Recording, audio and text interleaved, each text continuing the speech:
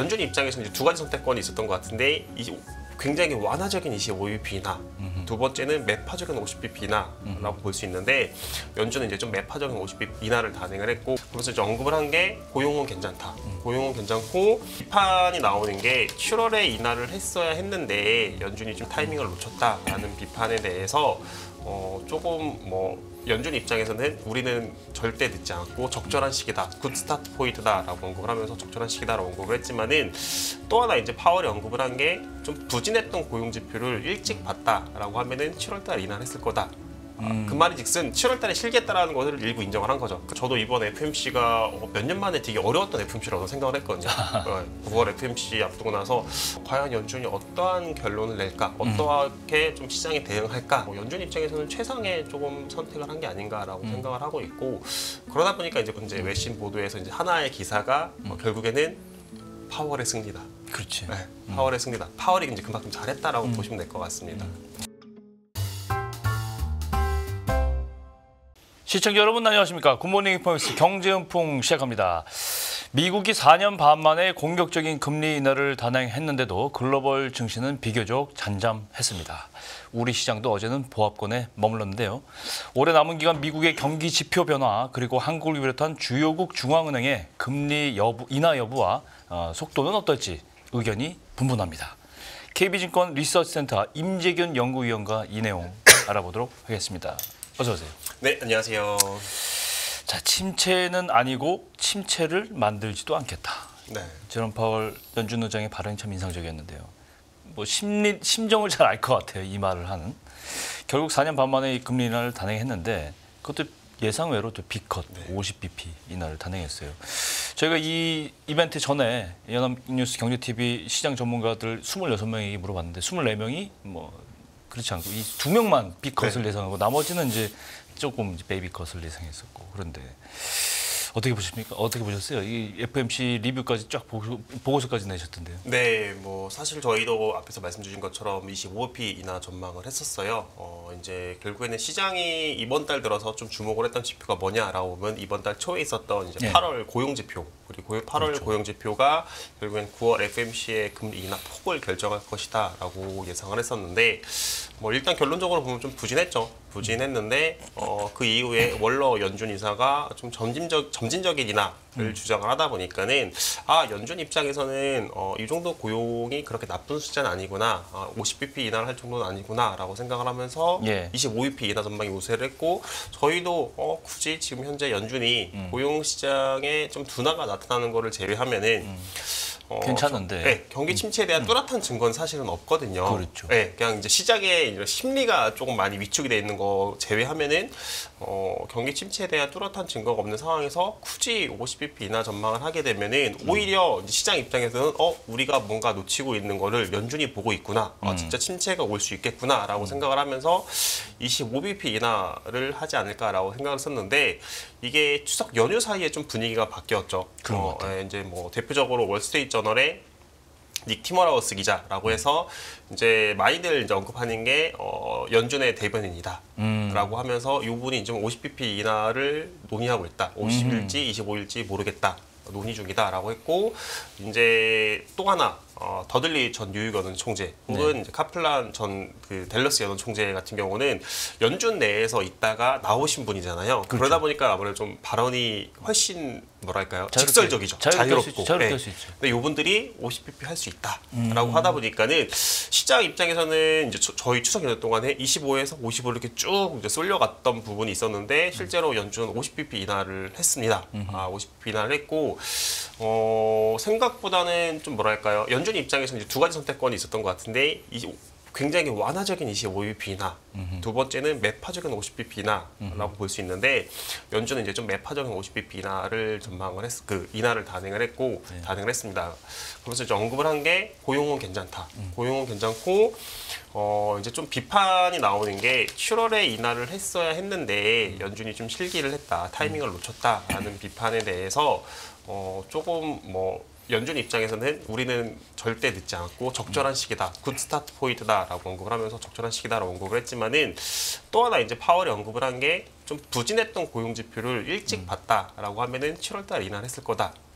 그 말인즉슨 7월달에 실기했다라는 것을 일부 인정을 한 거죠. 그래서 네. 9월에 50bp를 한 부분이 있다라고 보시면 될 것 같고 연준이 이제 이번에 언급을 했던 게 이거죠. 침체에 대한 흔적, 뭐 고용 시장이라든가 여러 가지 부분들이 보이게 되면은 빠르게 대응했다. 이거입니다. 그러니까 시장이 저번 달 8월 5일이죠. 8월 5일에 증시가 대폭락을 하면서 경기 침체 우려가 커졌는데 그렇죠. 그 이유가 뭐냐라고 보면은 FOMC가 끝나고 그 다음 날에 고용 지표가 나왔는데 네. 7월 고용 지표가 나왔죠. 고용 지표가 굉장히 부진했습니다. 네. 그러면 이제 시장에서 걱정을 하는 게 어제 FOMC 끝났는데 고용지표는 되게 부진하네. 그럼 그 다음 FOMC까지는 앞으로 6주 이상을 기다려야 되는데 그럼 경기는 6주 동안 계속 둔화가 되잖아. 그럼 이 정책이라는 게 항상 적절한 시기에 딱 정책을 써야지 조금만 써도 효과가 극대화가 되는 건데 그렇죠. 시장이 그 당시에 걱정을 했던 거는 이거 6주 동안은 그냥 꺾이는 계속 볼 수밖에 없고 그럼 타이밍을 놓치니까는 이게 50bp 할 거를 100bp, 200bp 해가지고 막을 수밖에 없다라는 부분이었는데 이번에 연준은 이제 반대인 거죠. 둔화된다라고 하면은 빠르게 대응하겠다. 50이든 100이든 빠르게 하겠다라고 하면서 그러면 이제 시장 입장에서는 경기가 꺾여가는 조짐이 보이면은 빠르게 인하 완화적인 정책으로 돌아설 테니 경기의 둔화폭은 줄어들 테고 그에 따라서 금리의 총 인하폭도 앞쪽은 빨리겠지만은 전체적인 인하 요 폭 자체는 줄어들 수 있다라고 생각을 하다 보니까는 경기 침체 우려가 많이 좀 줄어드는 상황이다라고 보시면 될 것 같고 금리 측면에서도 보면은 아무래도 이제 그러니까 시장에서 기존에 생각을 했던 게 올해 한 125bp 정도, 9월 FOMC를 포함해서 그건 이제 두 차례 정도의 이제 B컷에 25bp 한 번을 하고 내년 말까지 해서 한 3%, 뭐 좀 낮게 보시는 분들은 2% 후반까지 인하를 쭉 해서 마무리하겠다라고 했는데 연준이 앞쪽에 빠르게 하면 빠르게 할수록 경기 침체 폭이 줄어드는 거잖아요. 경기 우려는 그렇죠. 이제 줄어들게 되고 예, 그럼 총 인하하는 폭 자체가 줄어들다 보니까는 내년 말 금리는 이렇게 올라가게 되는 거죠. 그렇죠. 네. 그러다 보니까는 금리가 조금 반등을 했던 부분이 있다라고 보시면 될 것 같고 제가 봤을 때는 사실 저도 이번 FOMC가 몇 년 만에 되게 어려웠던 FOMC라고 생각을 했거든요. 9월 FOMC 앞두고 나서 여러 가지 시나리오를 생각을 하는데 굉장히 좀 머릿속에 복잡했는데 과연 연준이 어떠한 결론을 낼까, 어떻게 좀 시장에 대응할까라고 좀 고민이 많은데 연준 입장에서는 최상의 조금 선택을 한 게 아닌가라고 생각을 하고 있고 그러다 보니까 이제 블룸버그 이제 외신 보도에서 이제 하나의 기사가 결국에는 파월의 승리다. 그렇지. 네, 파월의 승리다. 파월이 이제 그만큼 잘했다라고 보시면 될 것 같습니다. 어쨌건 뭐 소수만이 뭐 예상했던 B컷이 나오면서 시장이 좀 크게 흔들릴 수도 있다 생각했는데 네. 시장은 조용했어요. 네. 증시도 그렇고 금리 시장도 뭐 비교적 안정적이었고 그만큼 이제 금리 인하를 기정사실로 하고 있고 B컷도 뭐 예상은 안 하지만 그럴 수도 있다라고 이제 생각한 거 아니에요, 그죠? 네, 맞습니다. 아무래도 이제 앞에서 말씀드린 것처럼 추석 연휴 사이에 좀 시장이 B컷에 대한 기대를 좀 많이 반영을 했다. 이제 25bp만 생각하는 게 아니라 B컷이 나올 수도 있겠구나라고 생각을 하면서 좀 그런 부분을 반영을 하다 보니까는 좀 잠잠했던 부분들이 있고요. 그리고 사실 이제 그러니까 오늘 아침이죠. 오늘 이제 미국장 같은 경우는 반등을 했지만 FOMC 당일날 같은 경우는 좀 하락을 했거든요. 네. 하락을 했는데 이제 장중 흐름을 보면은 뭐 미국 주식 같은 경우는 이제 결정 50bp나 결정이 나오고 상승을 했고 기자회견 중에도 상승을 하다가 어떤 특정 질문에서 갑자기 하락 반전을 했고요. 금리는 딱 그 포인트에서 하락하다가 상승 반전을 했어요. 그렇죠. 그 포인트가 뭐냐라고 보면은 이제 결국에는 50bp 인하를 했고 시장은 또 지금의 인하 폭도 중요한데 과연 연준이 어느 속도로 어디까지 내릴 것인가. 이것도 되게 중요한 부분이 있는데 그렇죠. 파월이 언급을 한 게 이거죠. 과거처럼 마이너스 금리로 돌아가진 않을 것이다. 그렇게 완화적인 정책을 펼치지 않을 것이다라고 언급을 했고 시장이 이제 좀 지금 최근에는 기대가 많이 꺾여 있긴 하지만은 좀 기대를 하는 게 뭐 저희가 팬데믹 직후 혹은 글로벌 금융위기 이후를 보면은 저금리 정책, 뭐 연준도 제로금리까지 인하를 하면서 굉장히 초완화적인 정책을 펼쳤었잖아요. 예. 그렇게 다시 갈 수 있지 않을까라는 생각을 했는데 그거에 대해서는 이제 완전히 차단을 한 거죠. 그리고 보니까는 이제 점도표에서 보면 롱거런이라고 하죠. 보통 저희가 이제 장기 중립금리라고 하는데 장기 중립금리가 연준이 뭐 생각하는 적정 기준금리, 장기적으로 봤을 때 적정 기준금리로 보는 건데 그러면 그 기준금리가 현재는 인하했을 때 인하 사이클의 끝에 금리라고 보시면 될 것 같거든요. 그렇죠. 그 장기 중립금리가 지금 9%로 상향 조정이 됐습니다. 이게 꾸준하게 조금씩 상향 조정이 되고 있는데 상향 조정된다는 거는 연준이 이제 인하를 하기 전에 5.5에서부터 시작을 하는 거죠. 네. 5.5에서 시작을 해서 뭐 장기 중립금리가 2.5다라면은 총 인하할 수 있는 폭이 300bp였던 건데 지금은 2.9죠. 인하할 수 있는 폭 자체가 이제 250bp 정도로 줄어든 거죠. 네, 줄어드는 거고. 근데 이게 추세가 계속 올라가는 추세라고 했잖아요. 계속 더 올라가게 되면은 시장에서는 기존에 한 250bp, 300bp 할 수도 있겠구나라고 생각했는데 올라가게 되면은 250이 아니라 200bp를 할 수도 그렇죠. 있겠네라고 생각을 하게 되면은 시장 입장에서는 조금 마냥 긍정적인 부분은 아니다. 그러다 보니까는 그 질문에서 주식은 하락하고 금리는 좀 상승 반전을 했던 부분이 있다라고 보시면 될 것 같고요. 근데 좀 긍정적인 거는 그나마 긍정적인 거는 시장이 그 전에 굉장히 좀 공포심에 쌓였던 부분들이 뭐냐라고 보면은 침체가 오는 거 아니야? 요 부분이었던 건데 그렇죠. 파월은 일단 명확하게 침체는 아니다. 침체된 흔적은 없고 침체가 올 것 같은 조짐이 보인다라고 하면은 빠르게 대응하겠다. 그러니까 이제 파월도 그런 좀 약간 역사에 남을 만한 연준 의장이 되고 싶어 하는 것 같아요. 저희가 이제 많이들 언급을 하는 게 이미 역사적 인물이 된 것 같은데 제가 많이들 하는데 뭐 네. 그렇죠. 이제 뭐 연준 의장이 그 기준금리를 많이 올렸었고. 그죠. 그런데 이제 역사적으로 보면은 저희가 많이들 언급하는 연준 의장이 크게 두 분 있잖아요. 폴 볼커. 펄 볼까. 그 다음에 그리스 펀. 이 두 분이 있습니다. 네, 폴 볼커 같은 경우는 물가를 어쨌든 간에 잡으신 분. 그렇죠. 경기 침체를 만들었지만 물가를 잡았다는 이 측면에서 굉장히 조금 저희가 이제 많이들 언급을 하고 그리고 통화 정책을 새롭게 좀 많이들 바꿨죠. 새로 시도를 한 거고 그린스펀 연준장 전 연준장 같은 경우는 침체를 만들지 않고 물가를 잡았습니다.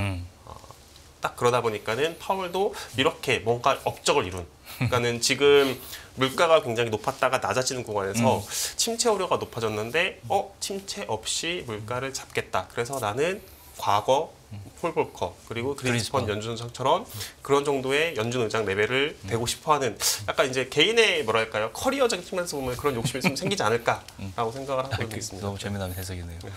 뭐 연준 의장 명예전당에 입성하는.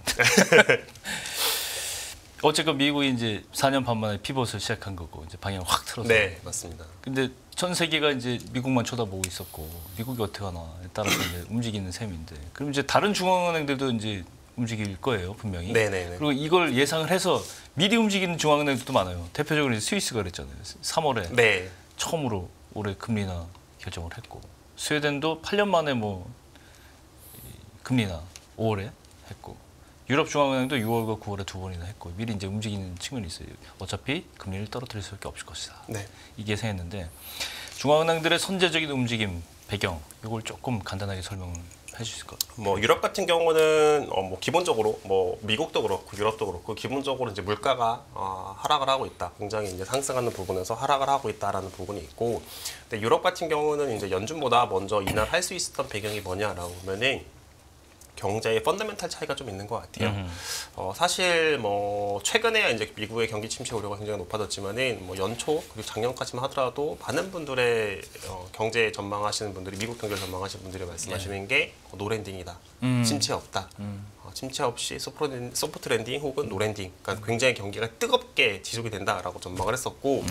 그러다 보니까는 연준 입장에서는 금리를 내리는 게 굉장히 조심스러웠던 거죠. 왜냐면은 그렇죠. 경기가 뜨거운 상태에서 금리를 내리게 되면은 경기가 더 불타오르게 되고 그래요. 이게 물가를 내려가던 추세를 바꿀 수 있으니까 방향을. 근데 유럽 같은 경우에는 보시면은 경기가 굉장히 취약했습니다. 네. 저희가 뭐 잘 생각을 해보시면은 유럽 경기가 굉장히 뜨겁다, 막 화랑이다. 이런 기사라든가 분석 내용을 보신 적은 없으실 거예요. 그렇죠. 네. 네.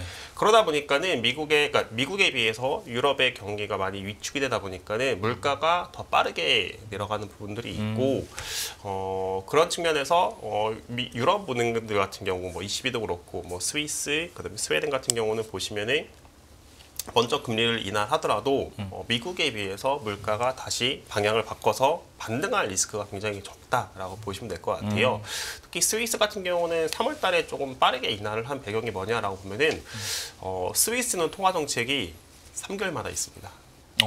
분기 한 번씩 있어요. 보통 이제 연준이라던가 ECB, 우리나라도 그렇고 훨씬 많잖아요. 네, 분기에 2번씩 있거든요. 그러니까 이번에 놓치게 되면은 이제 뭐 6주에서 7주 있다가 대응할 수 있는 시간이 있는데 ECB 같은 경우는 이번에 놓치게 되면은 3개월 후에. 네, 3개월 뒤를 기다릴 수밖에 없는 상황이다. 그런 측면 때문에 3월 달에 좀 인하를 했고 6월 달에도 연속 인하를 한 상황이다라고 보시면 될 것 같습니다. 뭐 중동 국가들 카타르, 바레인, 뭐 사우디 같은 중동 그런 달러 패거제를 쓰기 네. 때문에 뭐 따라서 이거 같이 움직일 수밖에 없는 거고. 네, 그렇다 맞습니다. 치고 개도국이 이제 좀 봐야 되는데 우리가 이제 외국에 투자를 할 때 뭐 나라마다 이제 여러 가지 금리 상황도 봐야 되고 하는데 멕시코, 칠레, 뭐 남미 신흥국도 많이 투자하잖아요. 네. 인도, 베트남 마찬가지고 이런 나라들은 굉장히 이 금리나 민감할 때 이들 국가들의 뭐 개도국들의 중앙은행들의 포지션 어떻게 좀 봐야 될까요? 사실 이제 신흥국들 같은 경우는 좀 차별화가 좀 많이 나오고 있는 상황입니다. 멕시코 같은 경우는 기본적으로 미국의 뭐 앞에서 말씀드린 거 중동 국가처럼 고정원율제를 쓰는 국가들처럼 뭐 연준의 금리의 결정을 완전히 이제 따라가는 건 아니지만은 역사적으로 봤을 때 멕시코 같은 경우는 이제 미국의 금리 결정에 좀 많이 따라가는 측면이 있습니다. 아무래도 이제 지리적으로도 보면은 미국 밑에 멕시코가 붙어 있고 그러다 보니까 이제 경제적으로도 많이 얽혀 있는 부분이 있다 보니까는 멕시코가 연준의 결정을 좀 많이 따라가는 부분도 있는데 나머지 국가들은 이제 좀 약간 제각각 움직이는 경우가 있어요. 대표적으로 뭐 인도 같은 경우는 네. 뭐 다음 달에 뭐 인하 전망이 좀 나오고 있죠. 그렇죠. 인하 전망이 나오고 있지만은 그에 반해서 브라질 같은 경우는 어제 동일하게 또 통화정책 회의가 있었거든요. FOMC랑 동일하게 거기는 금리를 인상을 했습니다. 반대. 네, 금리 인상을 했고 추가 인상을 하고 전망을 하고 있어요. 네. 그러다 보니 이제 뭐 그렇게 좀 차별화를 보이고 있는 게 물가에 대한 탄력이라고 할까요? 물가 이제 상승 변동폭 자체가 선진국에 비해서 훨씬 좀 변동폭이 크다.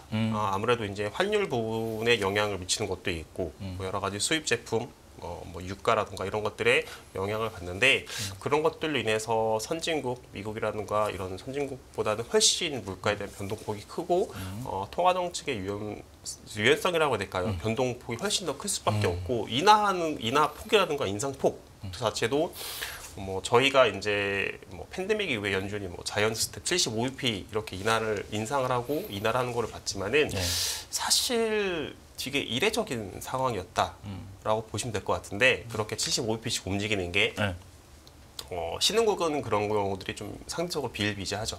그래서 조금 변동폭이 굉장히 크고 신흥국에 대해서 투자를 할 때는 사실은 이 전체 저희가 이제 볼 때는 신흥국 이렇게 해서 약간 뭐랄까요 한 나라처럼 보는데 각각의 특성들을 다 봐야 돼서 조금 다 분석을 좀 해봐야 되는 굉장히 좀 어려운 부분이 있다라고 보시면 될 것 같아요. 어떻게 보면 우리 입장에서 미국 빼고 나머지 그것을 뭐 영향을 좀 봐야 되는 나라가 이제 대표적으로 일본이라고 저는 생각하는데 오늘 일본 중앙은행 금통이 있잖아요. 네네네. 예, 금리를 지금 낮추는 행보에 어떻게 반응을 할지. 일본은 사실은 최저금리 마이너스 금리에서 지금 올라오는 상황인데 네네네.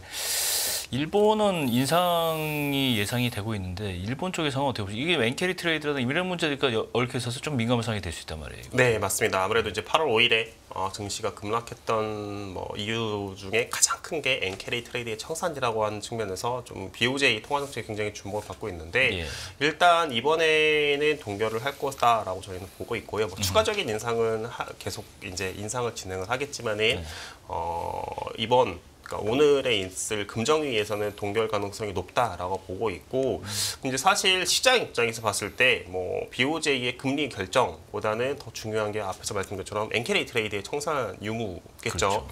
근데 사실 엔캐리가 이 규모 전 세계적으로 엔캐리의 규모가 얼마이고 그리고 요 엔화를 빌린 자금들이 어디로 투자가 다 있는지는 알 수는 없어요. 사실은 알 수는 없는데 그럼 저희가 이제 그래도 역으로 좀 여러 가지 방면으로 추적을 해볼 수밖에 없는데 그 중에 한 개가 저는 엔화 수준이라고 보고 있어요. 엔화 레벨. 네. 엔화 레벨인데 이게 엔화가 연초에 140엔 정도였거든요. 달러당 140엔 정도였고 지금도 한 140엔, 뭐 143엔 뭐 이 정도 왔다 갔다 하고 있죠. 근데 좀 주목을 해야 되는 게 8월 5일에 증시가 대폭락을 했을 때 블랙 먼데이 때 보면은 엔화가 딱 140엔 레벨까지 딱 내려갔다가 반등을 하기 시작을 했습니다. 그럼 그게 무슨 말이냐라고 보면 연초 레벨까지 떨어진 거거든요. 네네. 기관들이 보면은 연초에 이제 자금 집행들을 많이 하죠. 연말에 이제 근로 중에서 휴가 가고 연초에 다 복귀해서 돈 올해 장사 잘 해보자 그러면서 이제 투자들을 집행을 많이 하는데 딱 엔화가 연초 레벨까지 떨어졌다라고 보면은 연초부터 들어갔던 상당 부분의 엔캐리 자금은 좀 청산이 된 게 아닐까라고 생각을 하고 있어요. 네. 그래서 저는 뭐 정확하게 알 수는 없지만은 상당 부분의 엔캐리 자금들은 이미 8월 증시 대폭락 때 거의 대부분 청산이 된 상황이다라고 저는 보고 있고요.